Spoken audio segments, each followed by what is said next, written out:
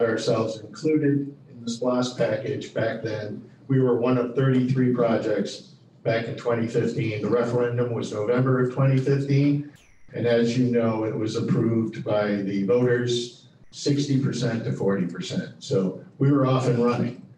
Back then, it was a twinkle in somebody's eye, and I guess that's my eye. We got that facility built, and then we started building programs, activities, and events to include tournaments. From June of 2017, when we opened our doors, construction was 2016 and 2017. We opened our doors in June of 2017. We had our first tournament. From that time to June of 2021, we've had 24 tournaments, which is a remarkable number because most venues only have 2 tournaments per year.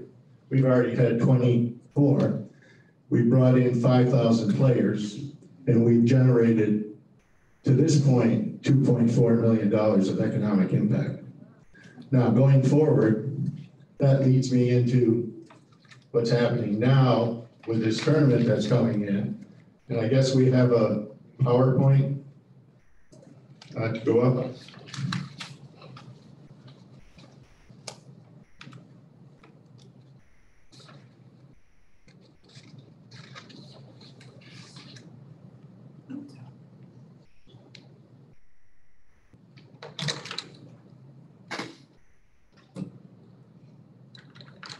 Okay.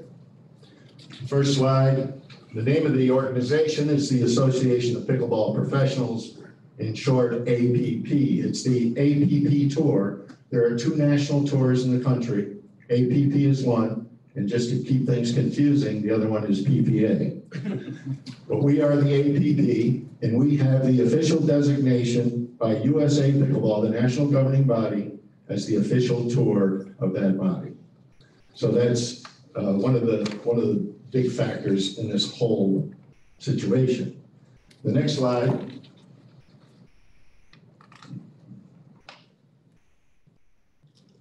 This shows you what's happening with the APP Tour.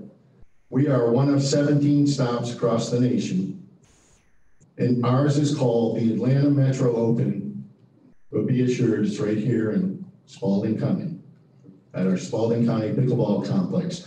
We are part of their Southern Series, as you can see in the listing below. Next slide, please. What I want to tell you about this particular tournament, we were selected as one of 4 majors across the country. And we are part of the USA Pickleball National Championship Series. So for all the places they could have gone in the country, they came here. They met with us. They were impressed with the facility.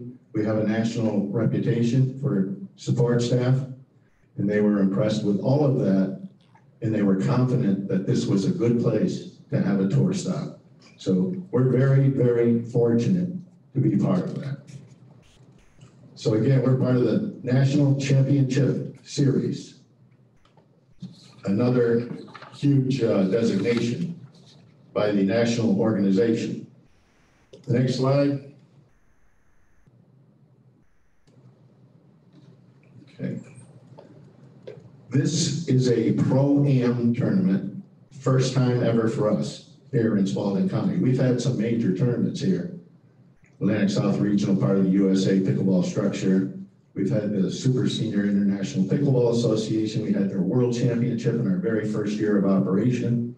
And since then, for the past 4 years, we've had the East Championship. They have an East, the West, the South, and a World Championship, plus other stops across the country. So they chose us for their World, and then they chose us for their East Championship.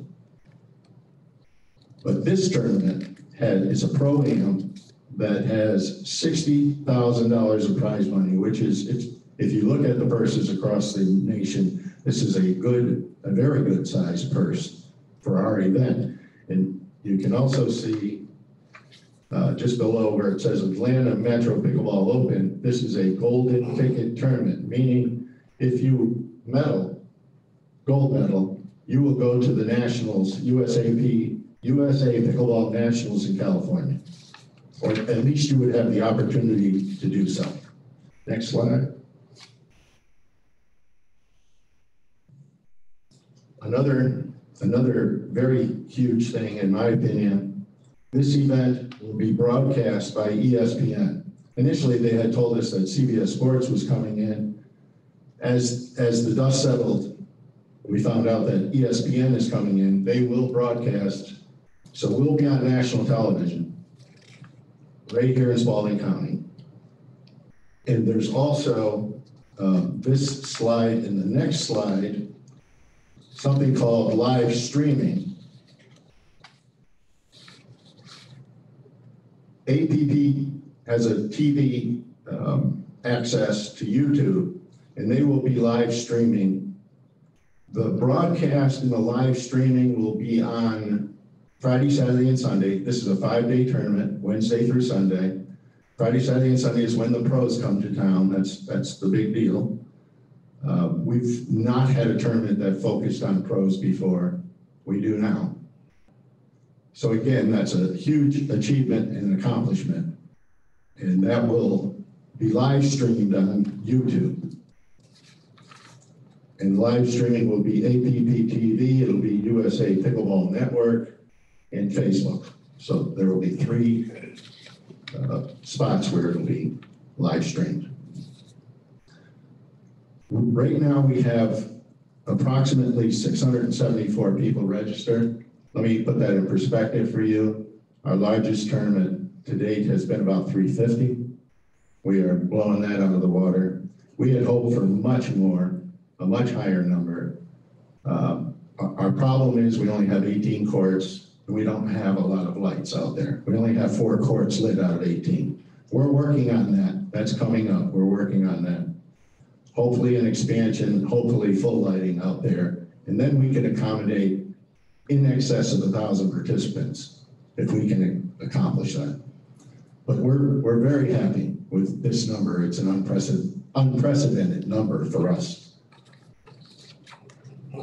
The next slide. All this is intended to do is to show you, you see all that green and brown and orange and pink, and that's not there for a usual tournament. That's put there now because of the magnitude of this tournament. And over on the right side, the green, that will be, that middle green tent over there will be a broadcast tent, and we'll do we'll convert to the ESPN broadcast, but we'll also do live streaming and match commentary. And the other green tents along there are the spectator area tents. And I believe, Jessica, we have invited people to come and get day passes and be part of this huge event here in Griffin, Spalding County. So I hope that's been extended to you. We'd love to see you out there. We'd love to introduce you to the principals of this organization that had confidence in us, and they would be delighted to see you. So come on out and enjoy some professional pickleball. Not just Peter Phelps hitting a ball around, but this is professional pickleball. Well, there will be amateurs, of course. The next slide. That middle graphic, the Welcome APP Tour, is a poster that will be distributed throughout downtown Griffin and other places in Spalding County. So we are trying to get the word out there. APP is coming to town, it's a big deal, and we want everybody to know about it.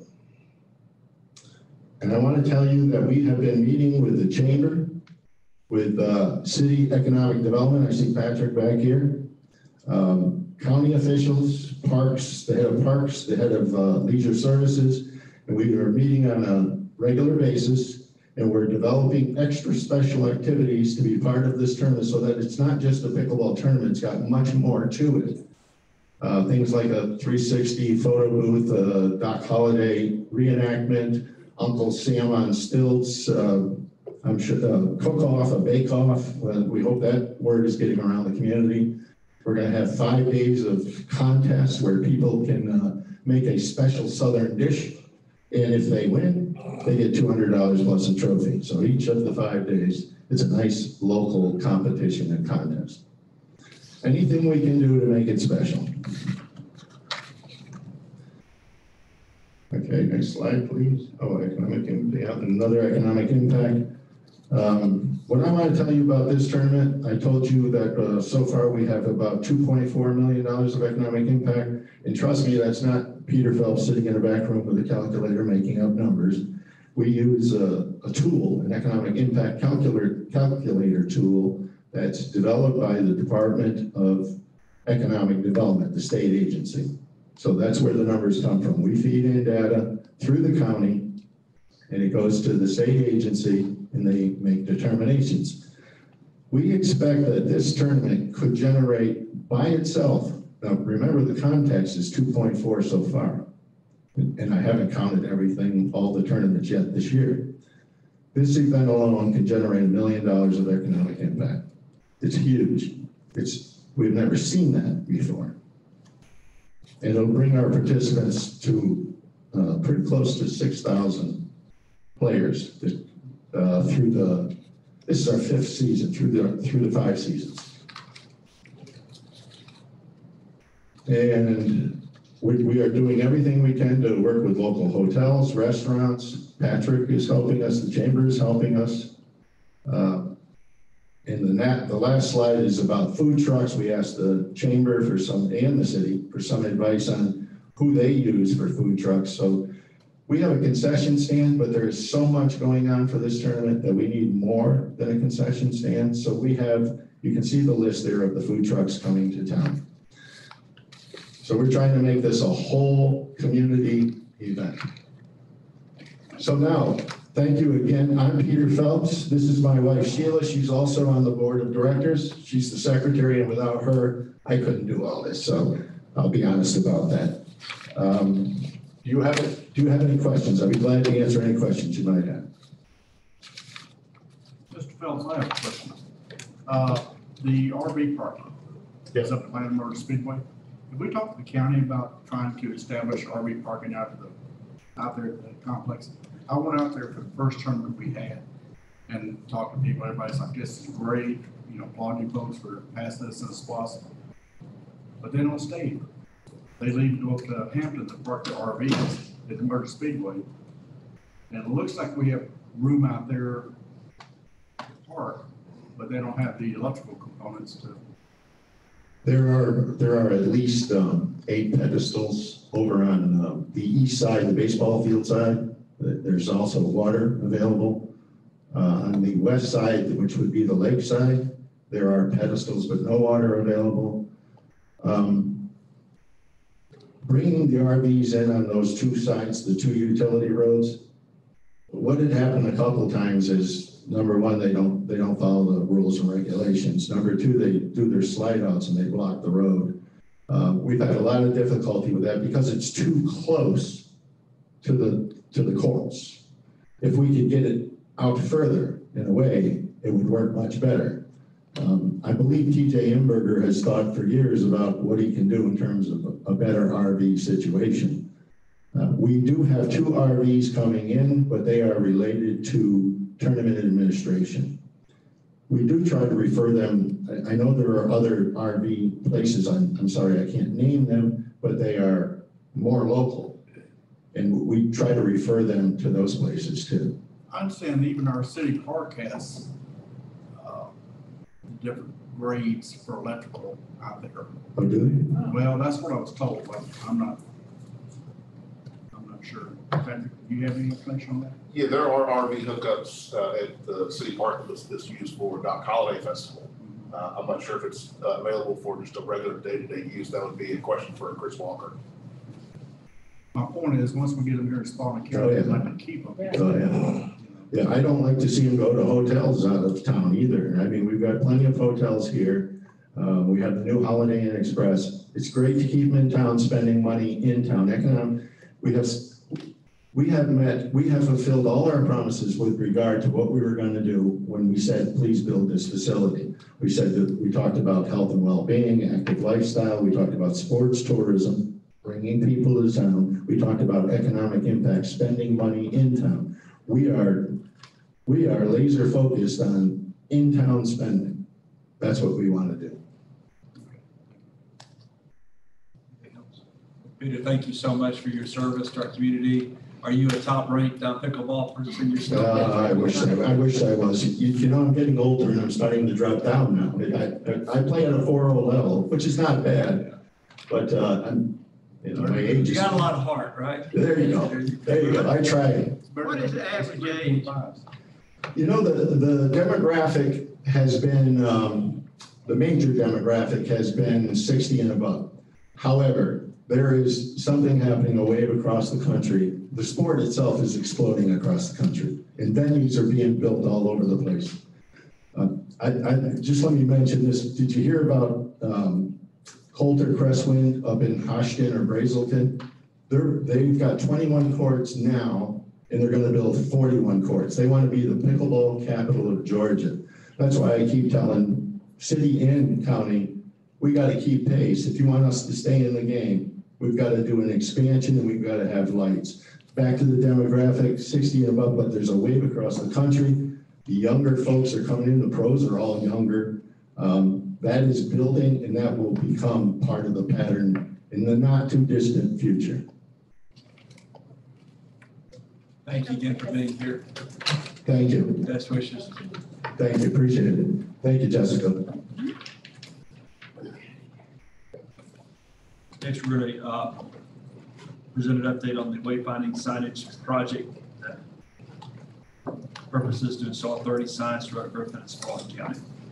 Thank you, Commissioners. Hello, sir. How are you? Great.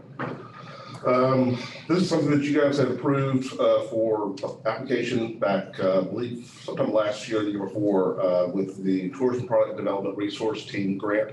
We received a $7,000 grant from them to do this project. We received a commitment of $35,000 from the Griffin Spalding Business Tourism Association to move forward with this project. I just wanted to give you guys an update of where we are right now on this project itself.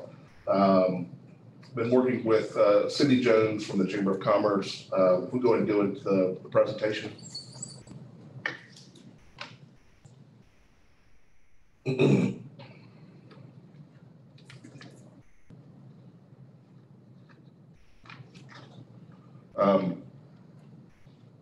These are the different locations in which we were directing traffic to. This is all visitor or tourism traffic coming into the community. This is just directing people into the community itself. This is a continuation of the project that was done several years ago. You've seen the gateway signs that come into the city as well as the parking signs that are in downtown. This is to continue that project. If we go into the next slide, some of the signs are in the city and some of them are in the county. And part of the agreement with the county was that they needed to have their signs blue. And so the few signs that are in the county, I believe there are 6, those will be blue with their colors that are going to be on there. This has been submitted out to GDOT and has their approval to place all the ones that are in the GDOT right of way have been approved. We're getting towards the end of that. I'm going to put in for an extension. I actually just spoke with GDOT this morning, and they're good with doing an extension on there as this project's been a little bit longer than we thought. But they need to know kind of where we're going to be moving forward next. Next slide on here.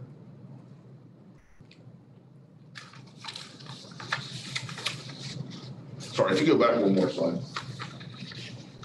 These are the points of interest that are going to be on the wayfinding signs. Originally, we had a lot more information that was on there on each one of the signs, but they started getting to the point where there was 12 and 15 things on each sign, which you're not going to be able to see or as you're driving down the interstate or driving down the roads. And so that was reduced back. And so as you see on there, there's primary points of interest on there. The secondary points of interest is as you get closer into the community, you'll start seeing more of the secondary on there. And then the tertiary are the ones that at the turn itself, where you need to make that turn, there will be a sign. It will be included in the sign there to direct you towards that that particular point of interest. Now we get to the next slide. This is where I was talking about before, that some of the signs are blue or green based on where they're located. If they're physically located in the county, they will be blue. If they're physically located in the city, they'll be green. But they'll still have the same style and the same look to all of them. The next slide on here kind of gives you an idea of the size of what the signs are. The total height of the signs will be 12 foot 11 inches. It'll still have a 7 foot 8 inch clearance underneath. Just kind of give you an idea of what the signs are going to be looking like on there. So these are mainly for vehicular traffic as it's coming down the road. As you're coming in on 1941, 155, Jordan Hill Road, 16 as you're coming into the community. Are these signs wooden or are they? They're aluminum. Okay, good. That's partly for wind and also for weight on there. But also aluminum doesn't rust. This is the same material that's been on the other ones that are currently out there. Here, the next slide, it shows more of a zoom in on the sign itself and how big the lettering will be on there. All of them will have that yellow ball that's on top of that. That's something that is similar to both Spalding and Griffin logos. So that'll be one of the main continuities that stays between all of them that's there. Next slide. This is a list of all the locations that there'll be. I know that's a lot to take in, but there are a lot of signs that are going out there to ensure there's both signage that will be letting people know that where to turn and where to keep going straight. There's also signs that'll be kind of reassurance signs. So as you're driving down the road and you're kind of like, I've driven a long way, I'm not exactly sure if I'm still on the right route, but there'll be another sign there to let you know that you're still going in the right direction. On the one that said police department courthouse, is that the new location of the police department? So what's the example that's on there, it says courthouse, police department, all that kind of stuff. That was from the old design. We won't be directing people to the police department on there. Those are, if you go back to the second slide that's on there, what you see on the points of interest for wayfinding, one more back, one down, there you go. So that is all that will be on the signs itself. In the previous time this was done, that was what was given as an example.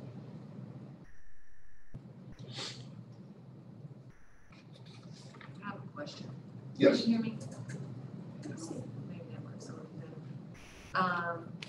I know you said there was a continuity on the signs between the city and the county. On top of the city signs, there's like a little gold emblem or something. Is that, and that's different from the county signs, I'm just wondering what that is. It's on page, I don't know, 3, 4. That little sunshine that's on there? Well, at the top, on that picture, the little gold circle with the lines in the middle. On the top of it up there? Yeah. That will be on both the Spalding one and on the Griffin one. It was cut off on the Spalding one, but it will be on the Spalding one as well. Okay. That was something that has been taken off, and we were using that as kind of a way of cost savings on there. But I kind of felt like that it really kind of gave the continuity through all of them. Yeah, that's why I was asking. We're going to keep that across the entire thing. Okay. Yes, sir. I don't know if it's too late to add, but a lot of the schools in our area, they play their athletic games, football games at the school. And we've had some teams and fans come in that'll go to Spalding High School or Griffin High School when the games are actually played at Memorial Stadium. Yes. I don't know if it's too late to add Memorial Stadium. Memorial Stadium is on there. Did I miss it? Yes, it is on there. If you go back to the second slide on there, Come on, please don't tell me that's on there. it's one of the primary points. I don't even see it. Y'all just added it. Yeah. It was just added. Yeah, it was just added to it. Thank you for adding. Yeah, I just put it in there. Thank I you. asked the manager to add that on there, but yes, we would notice that that's one of the major attractions as people are coming in from out of town, and that was put on there. Can we move on? I'm sorry. Sure. You can go to the last. Stadium on there or something else? We go to the last slide. These are just examples on the last slide of what's going to be on the signs itself, just to kind of give you an idea. Of course, they will be in that green style format that's on there, but this is just going to give you an idea of some of the Oh, signs. it's on this side too. I see it right here. Thanks. Oh. Y'all just pick on. Yes, okay. You're 50 now. What will probably end up happening is this project has grown since we originally started it. It's going to be a little bit more expensive than we originally started on this. And so I don't think the Griffin Spalding Business Tourism Association is going to cover the entire cost for the first round. So what we're looking at is trying to scale it back and just do what's on GDOT right-of-ways for this year, for this round. And then for next year, to do another round and do the other signs that are on there. So that's something we've been talking about, or I've been talking about with GSBTA, that the total cost that we're looking at now is about $140,000 to $160,000. A lot more than the original 42 that we started with, but the project has grown since we originally started this. But they are committed to do a phase now and continue those phases until the project's done. So bless you. Does the county have to do theirs in phases as well? This is all being done all at the same time. So the county and the city will be done at the same time. So we'll start with all of the ones that are in GDOT right of way. And I believe there may be one or two that are in GDOT right of way that are going to be blue. But eventually we will cover up all of them. And it's all being paid for by GSBTA. If it's not covered from that $7,000 from the Tourism Product Development Resource Team from the state. Thank you. And just to sort of give you all a little bit more of an understanding as to why we're back today, in June of last year is when we initially brought the application to you all for the Tourism Product Development Grant. We asked for $10,000. We were awarded $7,000. Y'all approved that contract back in October of 2020 for that $7,000, and GSBTA did agree to pay what we thought at that point was going to be about $40,000 worth of signage. As you can imagine, once you start talking to different government officials and local leaders, the project expanded drastically. Supply costs have increased drastically. So instead of it being 40, like Patrick said, we're at maybe 140, 160 at this point, and that's in scaling it back. I sat through a GSBTA meeting a couple months ago and saw a couple pictures of signs and said that's not going to work. There were 12 and 15 things on signs. You're never going to be able to read them, and they're huge. They're more like billboards than they are directional signs. So I asked him to go back and sort of cut it down and then bring it to you all to make sure that y'all understood exactly where we were at this point and what we were going to be installing, because I wasn't sure that we were really giving you that information at this point. So that's why we're here today. I don't think we'll be seeing a sign go up next week, but we just wanted to give you an update as to where we are at this point.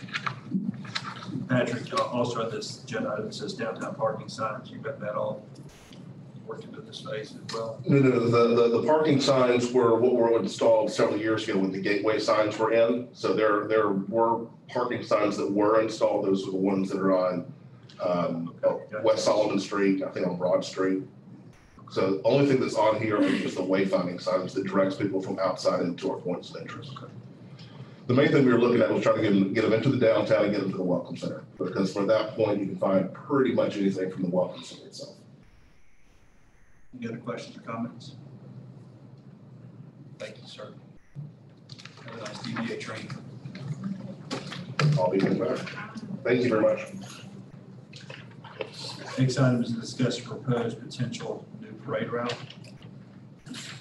Chief Yates is here to help us address. Okay, well, thank you for entertaining me for a minute, but I need to get some direction from you guys regarding parade routes in general. And let me start by saying this. I don't think any parade route is going to be perfect. I think each one has its pluses and minuses. And I guess the place to start is to determine if in fact we want to do parades at all. The reason I say that is one of the primary complaints that we've had about parades in the past is basically how lame they are. Well, I don't really think that it has that much to do with the route.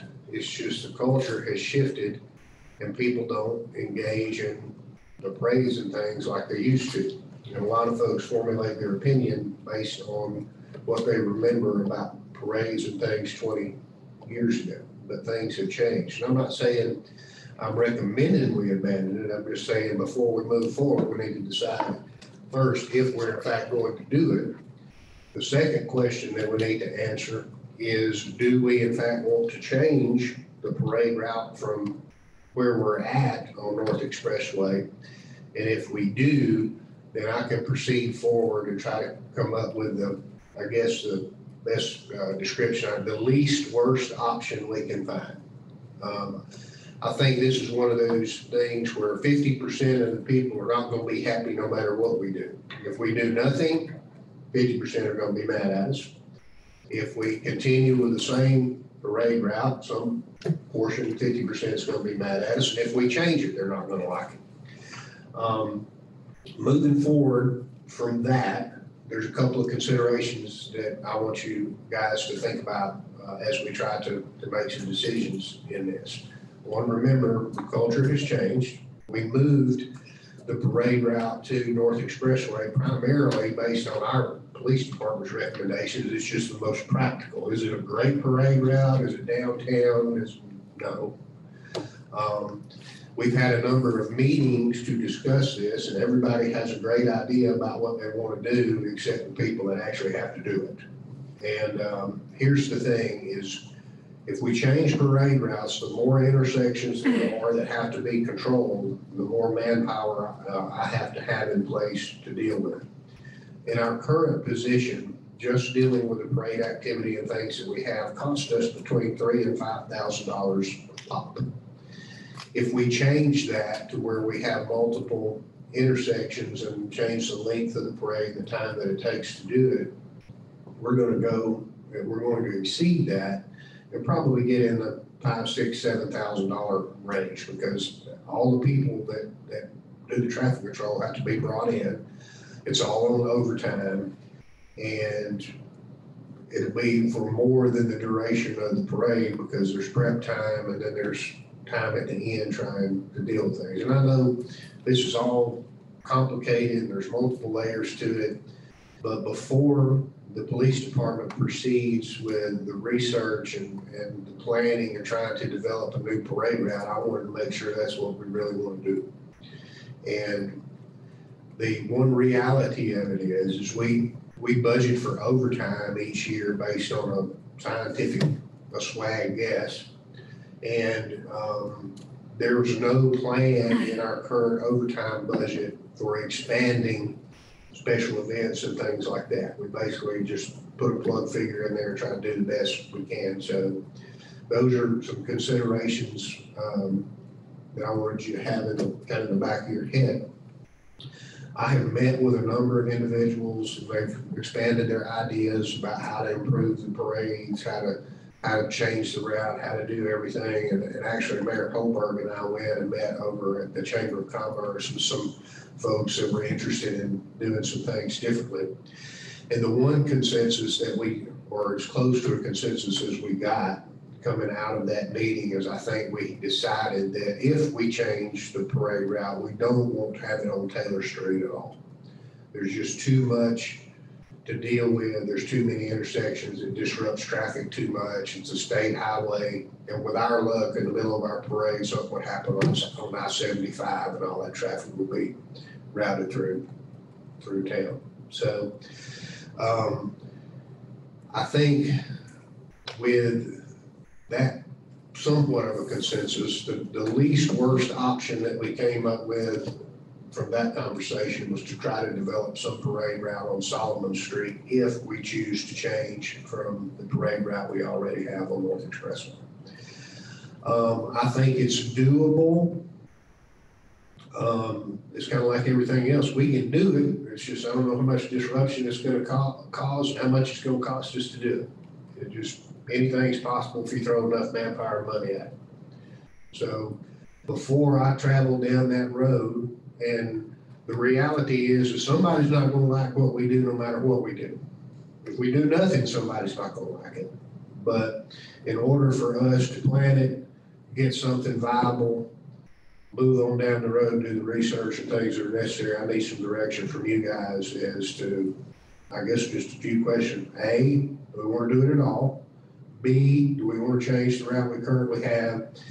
And if the answer is yes to those two questions, the only consensus or likely thing that I could come up with was parade route on Solomon.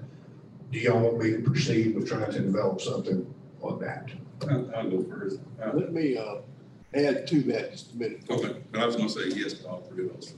First off, we have to have a parade ordinance with a designated route. Right. This carries First Amendment protection. Actually, the landmark case on parades comes out of College Park, Georgia, about 1983 or 4, with the United States Supreme Court. It's a case that George Glaze, a longtime city attorney up there, he won the case, and just about every other city, county, and state, and the nation went back and modeled an ordinance on his. And that's where the ordinance we had until just a couple of years ago, we did make some changes to it. But that was back in an era when we had the Klan wanting to march every other weekend. Right, I would not rule that, I mean, I wasn't aware of that particular case, but I wouldn't rule that kind of stuff out. So when we do these things, we've got to keep that in the back Try of to, permit, you have to permit, we can't prohibit.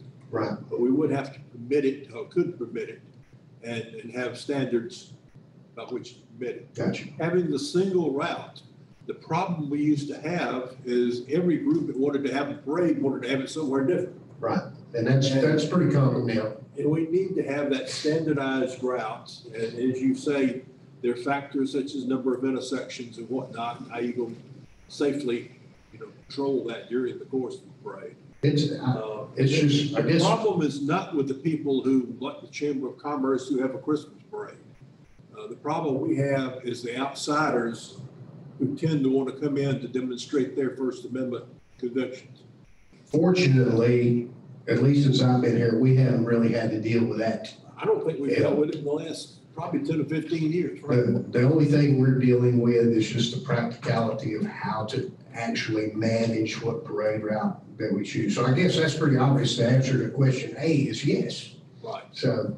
And I was familiar with that because it was the way that he made us aware of that some years ago about why the parade route and you have an ordinance. I guess my practical question is, do you have to have police officers at intersections? Can we get some yellow, red, orange vests, public works, in it?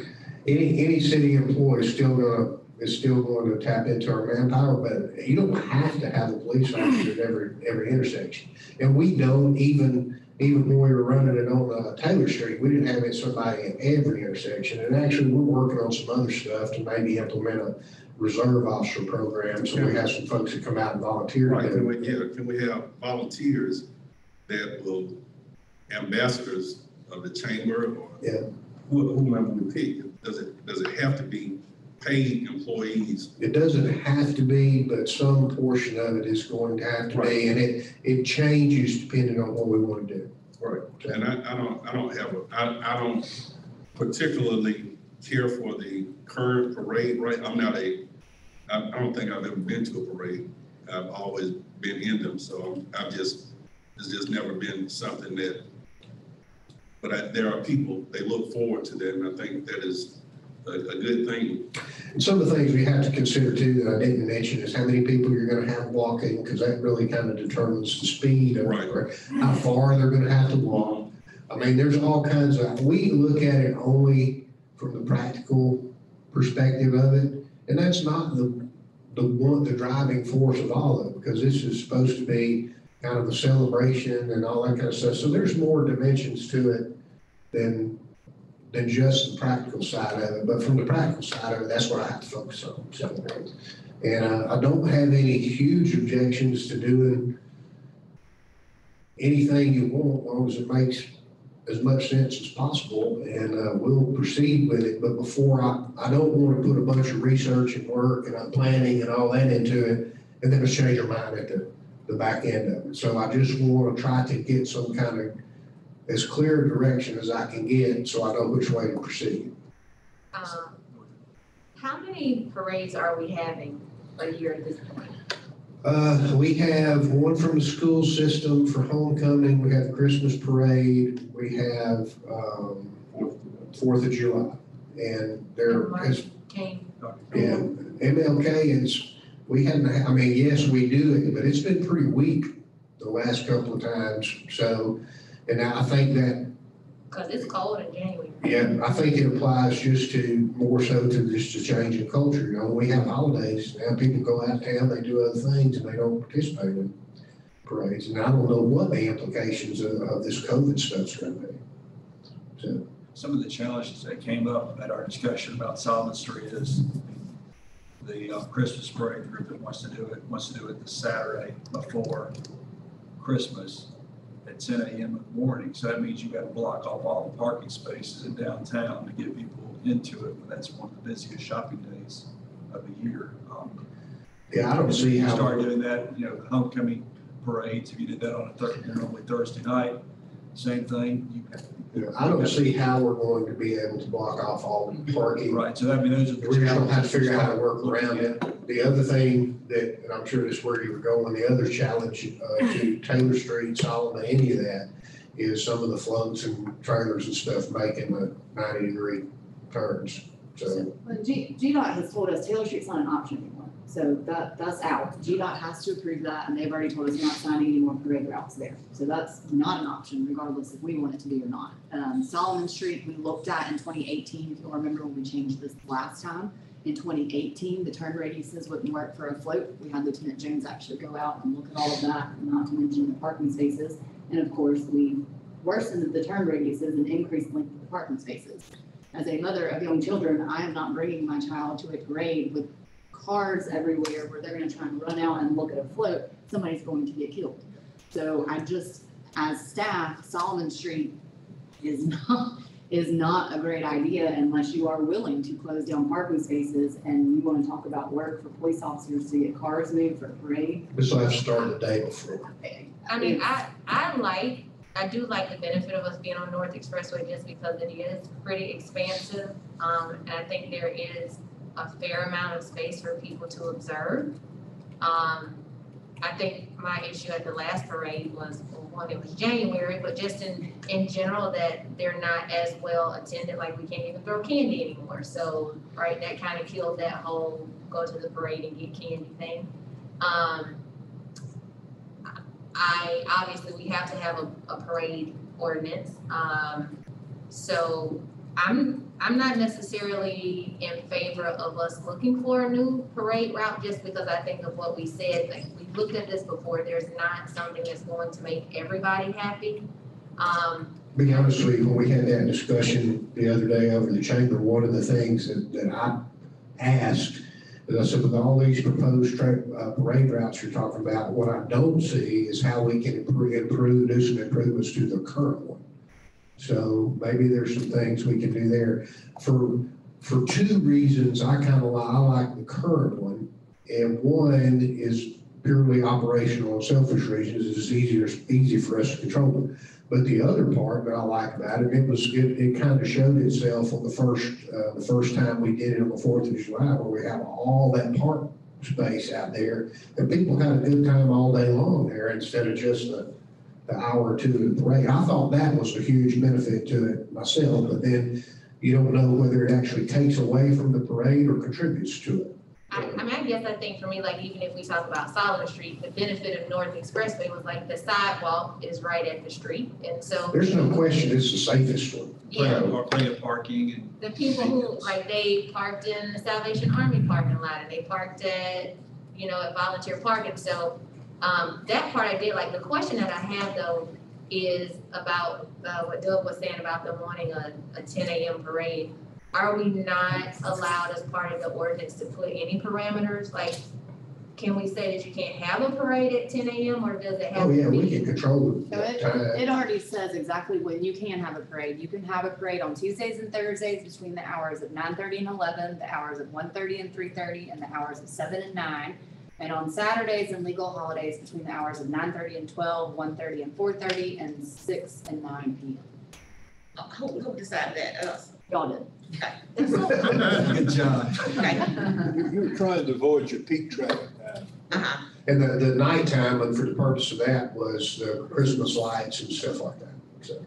I don't like the parade route. I hate it. Everybody I talk to hate it. I like 1, 2, and 3. I would like to keep parade, but I definitely don't like the route that it's on. I don't either. I'd rather have it downtown. Have you spoke to Dennis Scott? Yes, We have- Dennis is, provided we can come up with some kind of parade route that First reinvents the wheel. He has supposedly got the Shriners Club of Henry County agreeing to participate in it and expand on it. Multiple units, he was telling me that, well, it's already, I guess, committed. I don't know about that. In our Christmas parade. I don't know. I think if we don't either improve the current one or change it, I don't think, is that the impression you got, that it was conditional upon moving, not doing it the way we're doing it?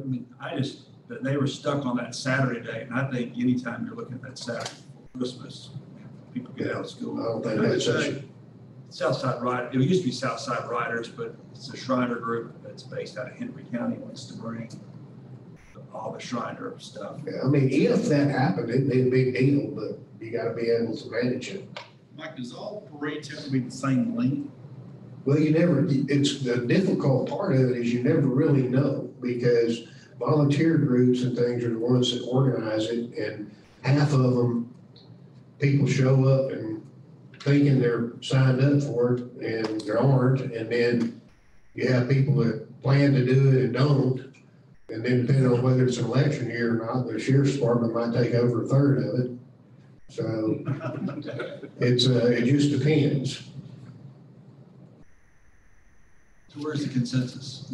I've said yes to 1, 2, and 3. That's yes, I would like to see parades.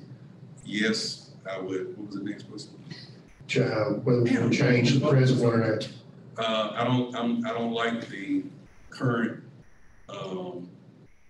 location of the parade. And what was the third one? But I like to see it on another street or Solomon Street or whatever else you could come up with. That would be, I would be yes to all 3 of those. To the chagrin of the city manager. It's wards you I would guys. love it, I just don't know how it's gonna work. She's gonna bring her kids. I used to. So That's, I guess we want to change I'm it. just I wondering. guess we gotta have a parade ordinance. Yes, we want to change it. And then the third one is The route. You have to figure out a route that works for. It takes Solomon Street off the route. It's not gonna work. Okay, I'm a yes, no, no. As for their yes, yes, yes. okay, we already know we can't use Taylor Street. I wouldn't say we can't. I'm just saying that was the one thing that folks agreed on, that is it causes quite a bit of disruptions. Yeah, GDOT she said says we we can't. I thought that you just said Hill. They said we can't. GDOT says we cannot use Taylor. Okay. We've never been able to use Hill, but I don't know that we've ever, well, before my. Yeah, we used to. Well, Can we use Hill? We use a long time ago, used to we be might have Solomon used Hill. I mean, you see the difficulty of trying to figure this thing out. And that's why I want to. If we use Solomon, we're gonna cross Hill? Yes. yes, but we crossed Hill on Taylor. With the So we rain. can't use Taylor. We can't use, the last time that we submitted a parade route to them, to GDOT, when Ms. Bennett submitted one, they said, do not submit another Taylor Street parade route, we will not approve it. Now, that was also 3 years ago, but I can't imagine that they're more willing to now with the truck traffic increase than they were 3 years Oh, ago. yeah, with Hill, you know, even on Solomon, what happens when the train parks right at the same time?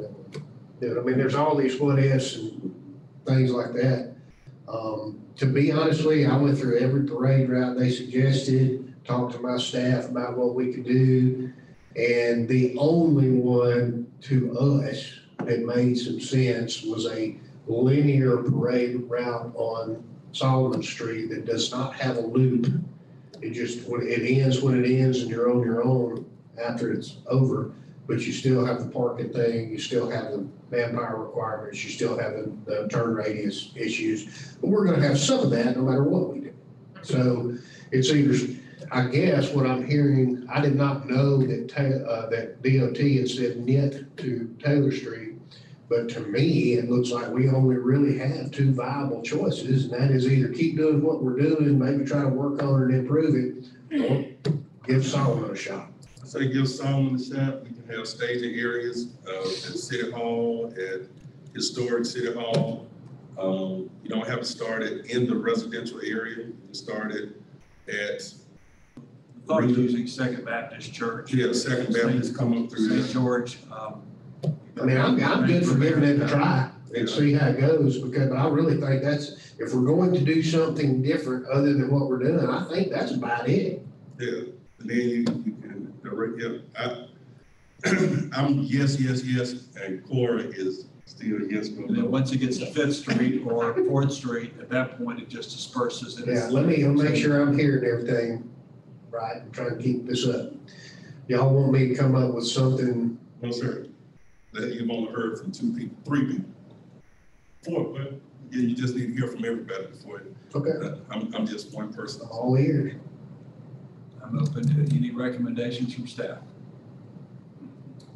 That makes it That easy. don't answer the question. Well, definitely yes on the parade. Well, obviously, we don't have a choice on that. Right. So. So yes, and if you can find something that makes any sense on option 3, great. All right, well, I will put staff to work on it, and sometime here in the near future, we'll come back to you with a recommendation. This will have to be adopted by ordinance, so it will take 2 readings. We will have to bring it back as an amendment to section 78-68A, because that is very specifically all parades except road races shall assemble and start on North Expressway and tells you exactly how you travel it, which is what's required by law. So we will have to come back and say it starts at 10th Street, travels east on Solomon Street and gets to 4th Street and disperses, if that's a recommendation. But you will have to vote to approve this and have 2 readings of it before it's actually. Unfortunately, this is, And I would recommend that it's gonna, if you do the Solomon, it affects businesses in terms of parade. I don't see anything else I can make work, You're gonna have to, and I question that. But Well, the only thing about the businesses, you're gonna have people there. They just can't park there. So it may actually increase their business. And it's not like the parade lasts all day. yeah, you're talking about a 3-hour window by the time you get it, depending on length. But this is, it's one of those things, I guess, typical of government operations in a lot of ways. We just gotta pick the least worst option. You just have to make a decision sometimes, and it's not always, you're not gonna make it. I just need a general direction to travel, and we'll do it. Right yes, before, yes, move forward. Commissioner from District 6 says yes, and he'd like to see a parade on Solomon Street or Okay. see it work Or out. another on option Solomon that you Street. think That's looks what better. right before it is. Like if it's on Solomon, you're only gonna use one side of the street anyhow. True. So Yeah, but are you gonna stop traffic flow on the other? Yes. So you're really using both sides of the street. So, let me see what I come up with, and I will try to get you a viable answer. It's just before I went that direction, I wanted to get some general direction. So, none of it's gonna be perfect. All of it's gonna have some issues with it. Somebody's gonna hate it no matter what we do. But we'll try to make the best of it that we can. Anything else? Nope, thank you, sir. Moving to item 4, discuss options of setting millage rate at current 7.083 mil versus rollback of 6.844 mils. Mr. Connor will address.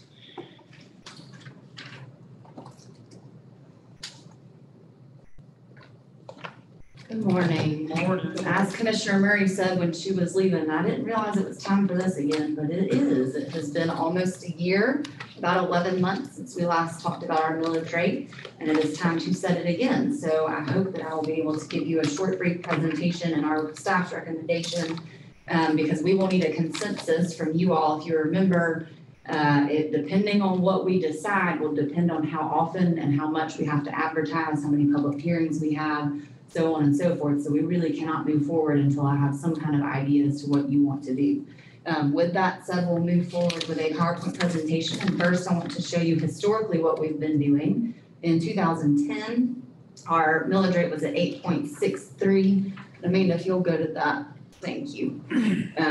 First slide. So 2010, we were 8.63. It remained in the 8s until 2015 when it was rolled back to 7.889. It decreased from 2015 to last year at 7.083. Again, if you'll remember, we did not take the rollback rate last year. We kept it at 7.083. This year, we are proposing to keep it the same as well. The rollback rate is at 6.844. The rollback rate is dependent upon what you will do, what if you want to keep your tax base the same, then this is what the millage rate has to be. So this is how much you have to charge in order to get the same amount of property tax for this year that you did last year. It gets a little bit confusing because this is done through a calendar year basis, and of course, we're on a fiscal year basis beginning July 1. So I remind you, because we have already gone through our budget based on what we expected property tax to be. We've already made a budget based on what we expect our sales tax revenues to be. So our local option sales tax has increased dramatically the last several years, but we've already accounted for that this year. So going through that, if you'll look historically in property tax levies and collections for the last 10 years, you'll notice that we have significantly decreased in the amount of money that we are receiving by percentage. So in 2012, we received almost 96% of what was levied. Last year, digest tax year 2020, we only received 93%. That 3% doesn't seem like a lot when you're talking $615 million. That's a lot of money. So we have to take that into consideration as well throughout our budgeting process. We have already, as staff, done that, which you have already approved. So the next slide is our net digest in 2020 was $618 million. In 2021, it's $651 million, almost 652, and that's because of $33 million in reassessments. This is not that our property tax rate has increased. That's what we're determining now. It's that the values of the property within our community have increased by $33 million. So again, our current millage rate is 7.083. In order to account for the same amount of property taxes from last year, we would have to roll back the rate in which we charge our homeowners to 6.844. So roll back at 6.844 or current millage rate of 7.083. What that looks like for our revenue that we've budgeted for this fiscal year, we budgeted $4,140,500. In FY21, we budgeted $4,152,500. So we've actually budgeted less this year because of the collections decreasing every year. If we take the rollback rate and account for 100% of collections, which historically has never occurred, we would receive $4,460,830. At 95% collections, we would receive $4,237,000. And at 90% collections, we would receive $4,014,000. Again, we're right there at about 93%, so we would not make budget if we take the rollback rate of that budgeted amount of $4,140,500. If you look at the current rate for revenue budgeted for FY 2022, again, we've budgeted $4,140,500. If we collected 100%, it would be $4,616,607. 95% collections would be $4.385 million. And 90% collections would be $4,154,000. We are much more comfortable with this kind of collection rate, about 92%. That would have us meet budget narrowly. If we made 93% collections, we would be about $14,000 more than what we budgeted. So again, 93% is about what we have made historically been able to collect the last several years. So that's what we expect this year at best. And Mr. Schwab may be able to speak on that a little bit more, but we do feel like with this anticipated recession that we think is coming, we may not make 93% this year. So that is why staff's recommendation is to keep our current rate at 7.083, because we think that 90% collections is a more realistic expectation for what we will actually collect in our levy this year. If you look at what we did in 2021, we're at $4,152,500 for budget. We kept that current rate at 100% collections. We would have been about $200,000 over budget, but our actual collections year to date is 93.11%. So we're under budget from last year's collections as well. We needed 94.8% to make budget. Again, historically, we have used about 95% of what we think will be levied for budget, but that's not what's happening. So although the millage rate, if we do roll it back, would still allow us to make our budget, that's at 100% collections. If we don't make that 100% collections, if we don't make that 95% collections, we will not make budget. And again, there's the argument, of course, that we do have sales tax and that has continued to increase. And although that is true, we have budgeted for that as well. So we are expecting that increase to take place, and we have already accounted for that increase in our budget. So if we make that increase, great, we make budget. If we don't make that projected increase in sales tax, we still don't make budget. And if we roll back the millage rate and don't make the sales tax, we really don't make budget.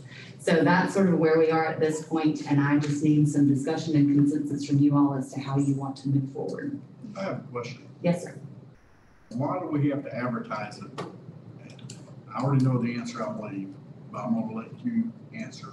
Don't make me, because I'm gonna say something bad. That's what the rules That's what are. you advertise. Because the General Assembly said that it's a Tax tax increase. increase. I completely disagree, Disagree. but that is what they said.